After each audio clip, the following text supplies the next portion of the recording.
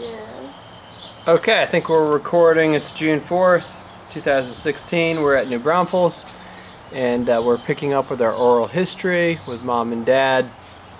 And when we left off, we had, I guess, finished talking about Okinawa and your tour there. So, what happened after Okinawa? Well, one of the things that happened in Okinawa was I had applied for a regular Army commission, which in those days was sort of a big deal because you got out of ROTC, you were a reserve officer, you had a 2-3 year mandatory service. I had extended to go to Korea to get to go to Okinawa to get a pharmacy job, and like military pharmacy, hospital pharmacy, applied for an RA commission, interviewed there, got it, and then that meant we went to the career course, which was what, 6 months? Yeah, 7 or 8. I remember from January, maybe to August. And where was that? At Fort Sam Houston. And Chris was with you as a toddler or baby? Yes, she was. And where did we live? We lived on Blakely Drive, which is over, we had a duplex over Yes. by Austin Highway. A very nice 2-bedroom place. Yeah. That was the story. We had been away in Okinawa. And my parents did not go to Okinawa, but they would we knew they would come down to Texas to visit us. The Libbies, not so much. But we said we would buy airplane tickets for Grandma and Grandpa Libby to come down and visit us and see Chris and see Fort Sam Houston. But they'd have to fly. And I think Grandpa Libby said he was not going to fly. He never had wanted to fly, and he didn't want to fly now. And I think that was one of the few times that Neil's mother ever disagreed with his dad. And she said, fine, you can stay home, I'm going. So she came down, flew down, and spent a week, not horribly long, but got to see Chris and our house. And of course we showed her all over San Antonio, and Fort Sam is a beautiful place. And it's a long way from Wisconsin. And different. You know, you're crazy about what you remember, because I remember the airfare for Grandma round trip was like $157. And I had got a German knife or dagger from one of the soldiers, NCOs there, and I sold that at a gun show and used that to pay for the airfare. I had forgotten that part of it. Yeah. When you went to Okinawa, you had all of these troubles getting Chris over there. When you came back, did you have the same problems or no? You mean trouble getting... The flight. Just the flight? The flight was much easier because I had your dad. We came back together. Okay. We came back together. Concurrent travel, isn't that? Yes, but we didn't have concurrent travel going over. No. But we did coming home. Did coming home. And then where did Chris go to school?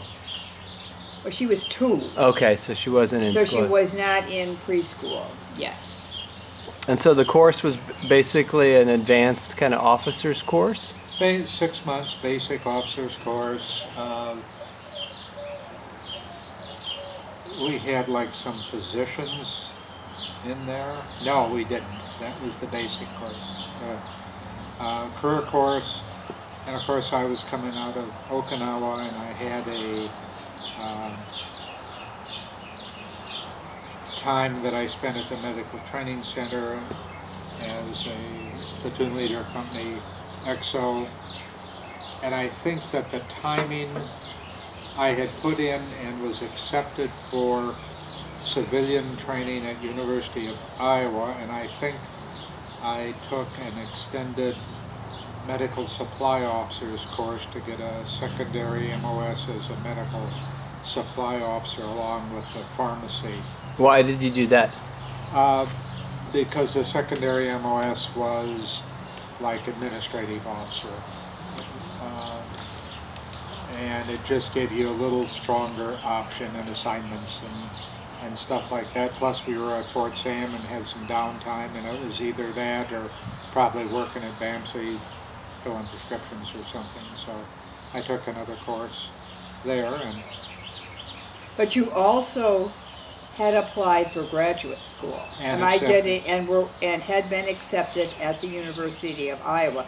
But I think you had to have the career course before you could go to graduate school. And the Army is very conservative in a lot of ways, but in education, if you wanted to be a career pharmacy officer, you had to have a master's degree at that time, and no one had gone to University of Iowa. I mean, we went there because of the research they'd done on updating hospital drug distribution systems, unit dose, IV additives, drug information.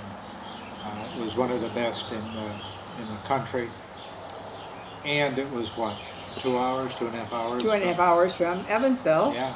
That's not bad. No. It was perfect. So you're kind of going home after being gone for 3 or 4 years. Years, Bringing- yes. It's 2.5 hours is basically just an afternoon drive. You Yeah. could go back, we could go back and visit the Robinsons and the Hadn't- Libbies on the weekend. I can remember some sleepy Sunday night drives coming back with everybody dozing and me driving back. And your first semester, as I recall, was very difficult. Yeah. I mean, I can't remember the courses you took, but it was difficult. And then the second semester you got into, and in the summer you got into, and you had the thesis, Neil. How you did that in a year. Yeah. You did the whole master's program in a year? Yes. 15 months. was it? Yes. It was just a year It was because just a we year. did not go until the fall semester, spring semester, and summer school. Yeah. And you finished that master's degree before we left, because once you leave the campus, it's much more difficult. Yeah. Yeah. And you must have, Jennifer was born in January. I was busy with the 2 kids. We must have had a typist type that thesis, because I did not type it. What- And we had a house. We rented Big a old house, a Midwestern 4-square house with a front porch and a back porch. So tell me about Jennifer's kind of birth and early years, because you were involved in some kind of research project.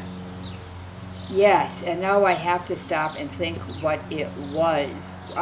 Chris was in Montessori school. And she would have been 3 or 4? She was 3. Okay. And I did prenatal care at the University of Iowa, and the obstetrician had been recommended by somebody I met. It was a university It hospital? was the University of Iowa. He was a professor. Delivered at the University of Iowa Hospital. Jason, I'd have to stop and think what the research was. I thought it was breastfeeding. It could have been. And I thought there was something where, they kept in contact with you and Aunt Jenny for years and years they and years. did. I'd forgotten all about that. That is And they you are would just exactly right. And they were doing a long-term study on health and breastfeeding and looking at populations. They did keep in contact with us till she was 20. Yeah. I mean, it was a It was a long time. longitudinal study. I'd forgotten that. Do you remember that? They'd contact us, we'd fill out questionnaires, or sometimes they'd call and ask and they'd questions. send like silver dollars or something to Jenny. I forget what it was. Yes, but you guys, the other 2 of you didn't get, but No. she did. Oh, I wonder if she remembers that. What is more vivid in my memory is that when we went to the hospital to deliver, they called in the doctor, and as it happened, there were medical students who were, in the Like area. in the room or in the Yeah, well, they observation were room? in the area doing rounds. And they asked if it would be all right, if I would mind, if they would come in and observe the delivery. Well, I didn't think about it a lot. I just said, Wanted to and have you, the- I just said yes. You weren't there though. they didn't let you in the delivery room when I think about it. And Jennifer does not enjoy this story, but when she was delivered, there were 6 or 8 medical students observing. Taking notes. Well, and it was actually very interesting to me because the doctor was being the professor and explaining everything that was happening and what he was doing and what to expect, and this is... Sorry I missed that. Well, as it was happening, I was actually sort of enjoying it because it had not been like the first one. It wasn't as traumatic. The first one's traumatic. Yes, because you don't know what's going to happen. And this, it was just like going to a lecture.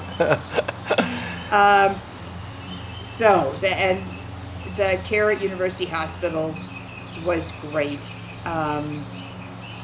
And we had friends in graduate school, and I had met parents at the Montessori school. Everybody was kind of in the same boat. Their husbands. It's that time where people were in the same kind of, stage of their life. Yes, and had young kids and husbands who were in graduate school, and then we had the family. And your folks came to visit us. Oh, also, it is a miracle that you made it through because Jennifer was due on Valentine's Day. But she chose to arrive on the first day of finals for this first semester back in graduate school. And we dropped Chris off at our landlady, Mrs. Schaller, who lived across the street from us. Nice lady. I had planned to leave Chris with a friend who had 2 kids, and we traded babysitting, but her children had strep throat. Oh no. So this, of course, happened at the last minute, but Mrs. Schaller was wonderful, and Chris was a pretty good kid, but we dropped her off, went to the hospital, delivered the baby. Neil you drove back to Evansville to pick up your mother. To help? To come back and help? Because I was in the hospital and I was there 3 or 4 days. In those days, you were there longer, and you had a final the next day. So Grandma Libby came back and watched Chris and took care of things while I was in the hospital, and you passed all your finals, did well. Did they have like epidurals back then or no? Yes. They did. It was, I think. Okay. About what they have now. I don't think it's too much different. And the head of the program was Doug Hepler. Yes. You're going to have to speak up to make sure we get you. And I was sort of an older graduate student. Certainly not very old, late 20s at that time? Well, it was But you didn't go right from 67. college to graduate school. Right. and You were so 37. Plus, I was on full salary and benefits, so I was making as much money as the professors, pretty much. Remember, we had a wine and cheese tasting party at the house, and had all the graduate students over, and Doug Hepler introduced us to some of the wines, Cabernet Sauvignon, because he liked little stronger wines. I can remember occasionally coming home, I'd sneak over and catch a matinee in the movie, but I'd usually have popcorn, so when I'd take off my coat, there'd be 3 or 4 kernels of popcorn drop on the floor. And here I thought he was studying so Eagle hard. Eye here would always pick that up, so. And having the military send you is a blessing. Oh, We had no money problems. a 3-bedroom, older house. You had a study. We had our bedroom, and then the kids, the girls, shared, when Jennifer came, they shared a bedroom, and he had an actual study where you could get away from everybody and away from the TV set and actually study. The other thing I remember about Iowa is that they had state liquor stores. You couldn't buy alcohol. I think Iowa had been dry for years, but then when they started selling liquor, they had state stores, and you could buy 30 kinds of whiskey. but they had a very poor wine selection. And Doug Hepler had kind of gotten us into wine, and we would drive to Rock Island, Illinois, because where there was a very good wine store. Do you remember doing that? Yeah. What town or city was the University of Iowa in? Iowa City. Yes. What was that like? Was it? It was a great college town. That was my typical military story. I loved Iowa City. I could have stayed there forever. Of course, we were never going to stay there forever, but we got tickets to the University of Iowa football games. We would walk to you could walk to campus. Yep. They didn't have much of a bus system. It was a small town, but he could walk to campus. We would walk to the football games. There was always a lot going on campus. Iowa City was a nice small town.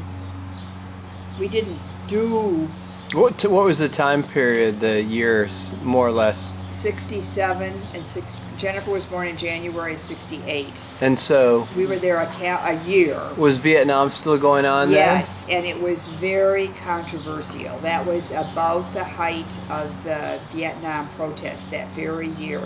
That year, there was a bombing at the University of Wisconsin in the physics or chemistry building where a graduate student, the building was supposed to be empty. And they had bombed the building, but there was a student there late at night who was killed. So there were demonstrations, anti-war demonstrations.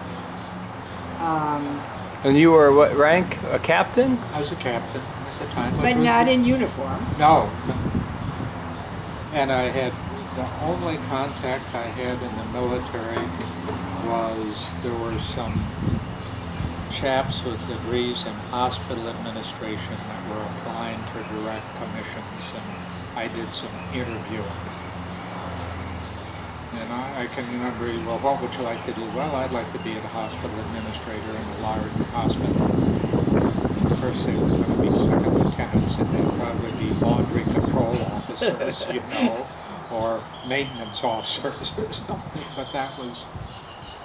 We had some contact with the ROTC department, but not much. No, and I don't exactly remember why I was in such a hurry to get out. It was a good assignment, good location, good That's deal. funny, isn't it? It was like you look back on it, it was a good... push to get through, get the master's thesis done, Yeah, get you could published. have, maybe you should have stayed there another semester. Yeah, get published. So But then, go we ahead. got orders for Fort Carson. No, I'm sorry. Okay. We went, didn't you have to do a residency? Yes, A we went- a residency that's right. at Brooke Army Medical Center. So you went back to San Antonio? Antonio. For a year. Yes. And you worked for Major Johns. Bill Johns. Yep. You spent half your career in San Antonio. That's Yeah. why we ended up there. Yeah.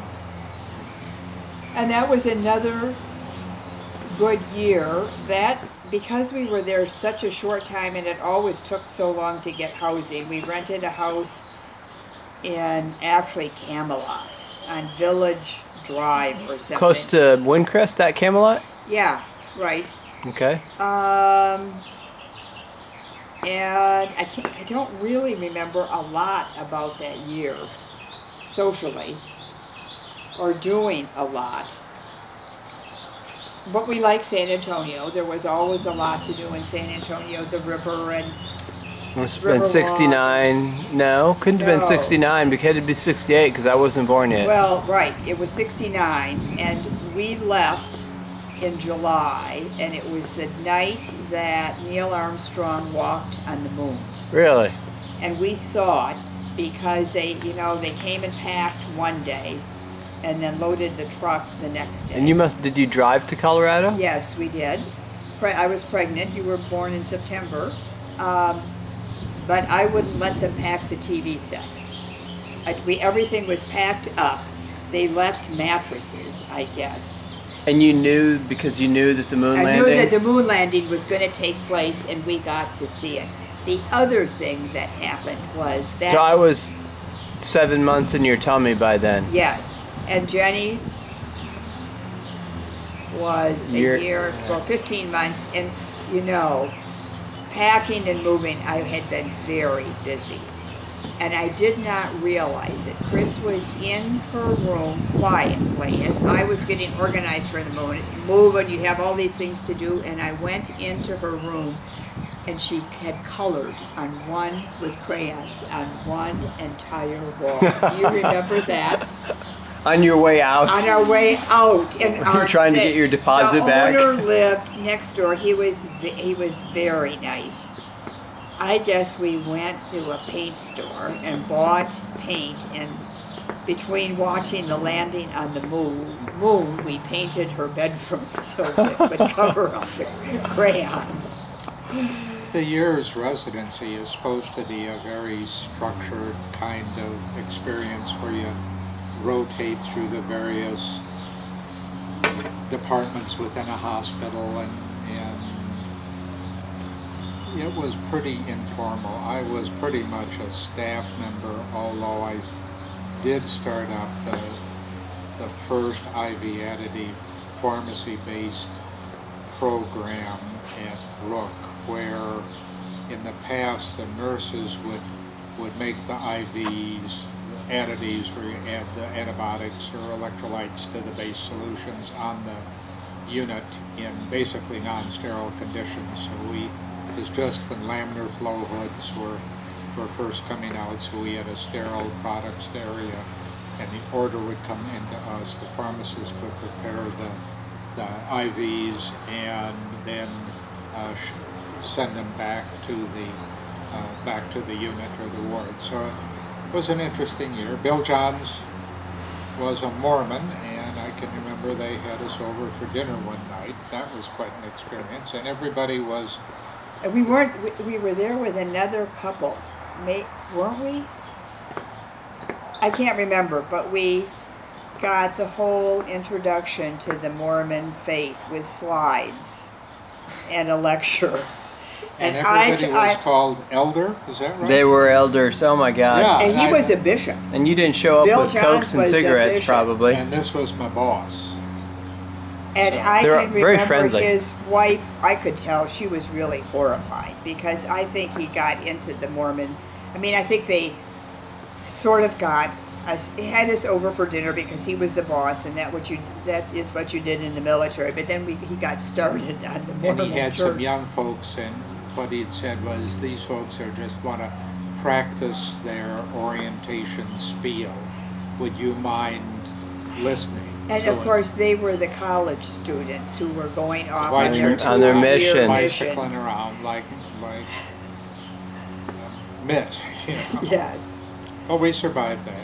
In the Brook Hospital, that was during the Vietnam War. The hospital was very busy, and they were short of staff because there were, this is what I remember, so many resources in Vietnam. Were they sending soldiers back for And recovery? they were, you would see, when you would go take the kids into pediatrics, you would see these horrible burn cases. They had to- Even at the PX and the commissary, they would be, getting their rehab, but they'd be out and about, and it was It was really the burn tragic. center of the military at that time. That was one of their specialties. And they did a lot of research, and we made a Bamsey burn butter, a special ointment that you put over burns that helps them heal without scabbing too bad. There was a lot of research being done, Yeah. but my point was, the pharmacy was very busy, and I think you actually spent a lot of time, instead of going through the rotations, you spent a lot of time filling prescriptions. And your father's main goal in life was one of his goals was to improve patient care and reduce waiting times. Because part of military medicine, there was an attitude that these people are getting this free. And even some of the medical staff, the administrative staff, had this feeling that you weren't paying for it and you didn't have to have good service. And if somebody had to wait 2 hours for a prescription being filled, that was just the way it was, and that was not your dad. And then we got orders for Fort Carson. Yes. Before you tell me about Fort Carson, I'm interested in this whole moon landing and what it was like in America when we, that whole, space race. Yes. Because everybody was a part of it, and there Yeah, was it was like the World Cup or Super Bowl or something. You were glued to the TV, and the Russians had their cosmonaut, and this was our comeback. And We what year remembered this was- first Sputnik, which was when we were juniors or seniors in high school. We had lived through that whole era of the USSR is ahead of us in space, and we're behind, and we have to catch up. What was the year of the assassinations when JFK got killed? JFK was killed in '63. Martin Luther King. And when we were stationed at Fort Sam, and he had been to San Antonio and then gone to Dallas. And then was shot in Dallas. Martin Luther King was killed Jenny was born in '68, and I think Martin Luther King was killed in March of '68, and then Robert Kennedy was assassinated that summer.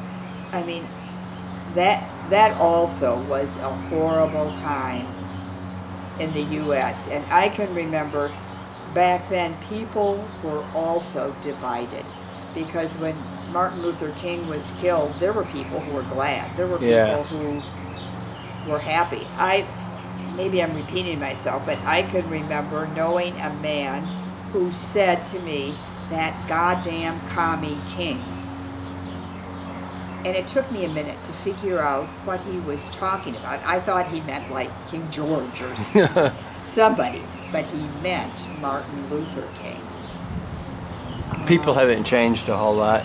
Sadly, I think that's true. And I thought Robert Kennedy had such a hopeful message.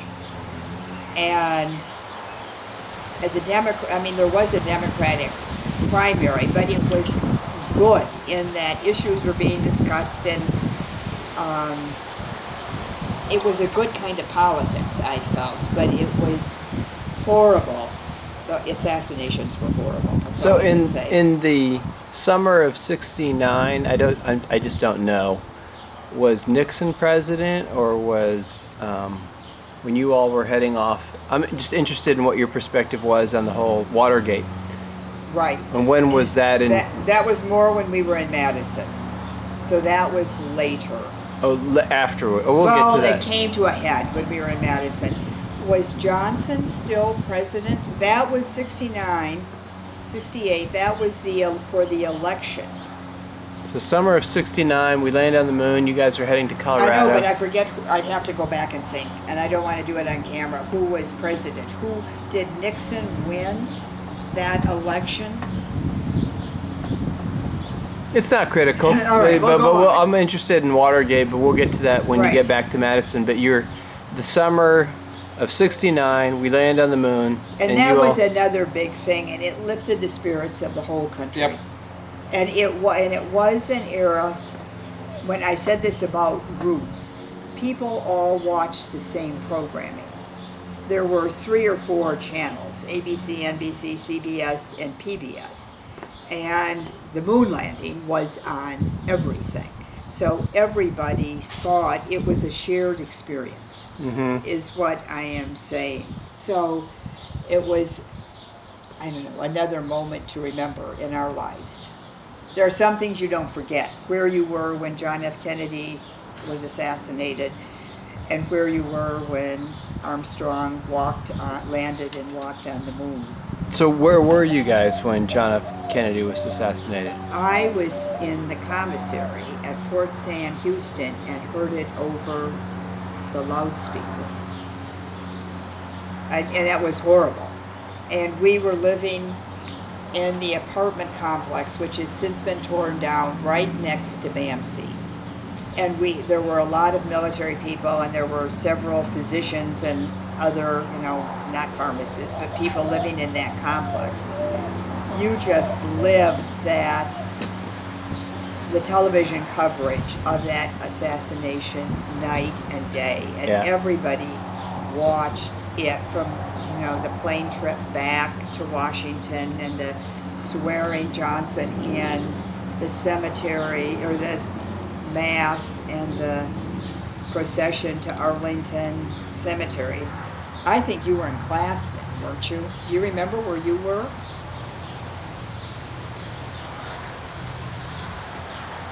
But we didn't do much for that week other than watch the coverage on TV. So now we're about to get rained on, but you're moving into going to Fort Carson. Yes. So maybe we'll pick up for a little bit tomorrow with Fort Carson.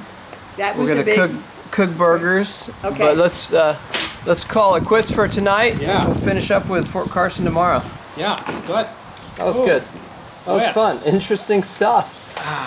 Interesting stuff. Very good. That's